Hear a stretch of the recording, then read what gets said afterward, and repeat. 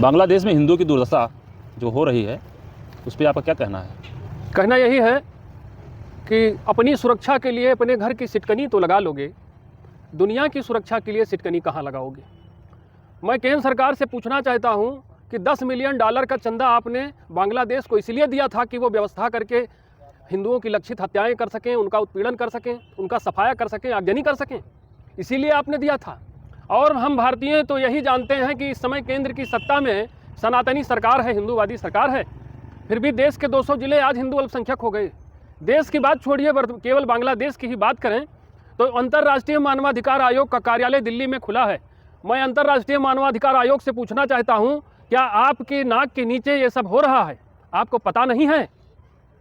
किस लिए आपका गठन किया गया था? कि हिंदुओं की मृत्यु का आप उत्सव मना सकें, सेलिब्रेट कर सकें। जितने हिंदू मरेंगे उतने ही आपके लिए मनोरंजन की स्थिति पनपेगी। अंतर्राष्ट्रीय यूनाइटेड नेशन से मैं पूछना चाहता हूं, सुरक्षा परिषद से पूछना चाहता हूं, और वो सभी लोग जो लामबंद हुए हैं विश्व में शांति कायम करने के लिए, जिन्होंने प्रण लिया है, what about the international human rights convention?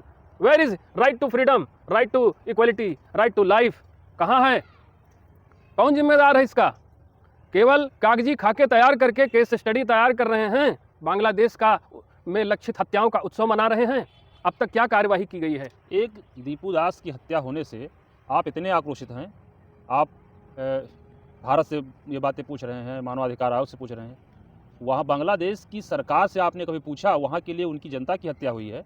एक नागरिक के तौर पर हम लोग जो कर सकते हैं, सरकार को ज्ञापन देना, सक्षम अधिकारियों आयोग तक बात पहुंचाना, सामाजिक कुरीतियों समस्याओं को अपनी आवाज़ देना, एक आम नागरिक के तौर पर हम अपनी जो हमारी भूमिका है, कर्तव्य है, उसको हम बखूबी निर्वहन कर रहे हैं। लेकिन जिनके पास शक्ति है, सामर्थ्य है, जो सत्ता में बैठे हैं, क्या ये बांग्लादेश सरकार से बात नहीं कर सकते हैं? अंतर्राष्ट्रीय मानवाधिकार आयोग क्या बांग्लादेश सरकार से संवाद स्थापित करके उन लक्षित हत्याओं के क्रम को रोक नहीं सकता है? क्यों मौन है? किस बात पर मौन है? अगर अभी तक की कार्यवाही पर आप नज़र डालिए तो केस स्टडी तैयार हो रहा है, आप मीडिया रिपोर्ट्स आपको आ रही हैं, सोशल मीडिया पे आपको रिपोर्ट्स मिल रही हैं, सिविल सोसाइटीज़, NGOs, ट्रस्ट, तमाम जगहों से आपको साक्ष्य मिल रहे हैं, रिपोर्ट्स मिल रही हैं। On the basis of those reports what you are doing?